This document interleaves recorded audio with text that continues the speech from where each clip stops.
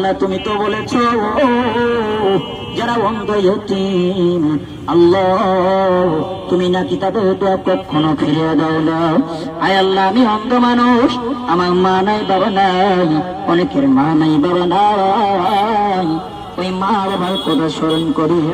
আয় আল্লাহ তোমার বান্দারা দান করিয়া যায়, আল্লাহ তোমার বান্দাদের মনের বাসনা পূরণ করে দাও।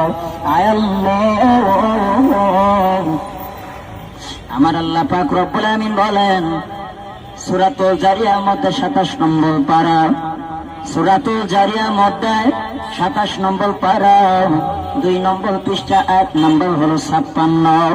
আমার আল্লাহ পাক বলেন ওমা খলাকাতুল জিন্না ওয়াল ইনসা ইল্লা লিয়াবুদুন।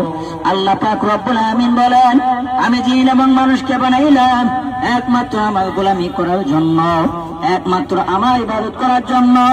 কিন্তু বাজান আজকে আমরা দুনিয়ার মহব্বতে পড়িয়া গেছি, কেউ বা টাকার পাগল, কেউ বা গাড়ির পাগল, কেউ বা নারীর পাগল, কেউ বা বাজান গো ও ভাই গো কয়দিন আর দুনিয়ায় বাঁচবা, যখন কবরে যাবা ওই কবরে সাথী নাই, ওই কবরে বাতি নাই, ওই কবরে একা একা কেমনে থাকবো। এই জন্য আমার বাজানদেরকে বলবো ও মা তোমরা যারা বাড়িতে যাইতেছ তোমরা যাওয়া আসার পথে অন্ধ এতিমকে একটু দান করে যাও।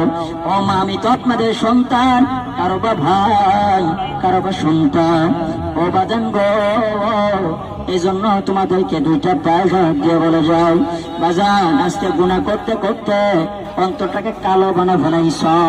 ও বাজান গো আমার আল্লাহ পাক রব্বুল আমিন বলে আমি আল্লাহ কত বড় মায়ের মাওলা, আমি আল্লাহ কত বড় মায়ের মাওলা।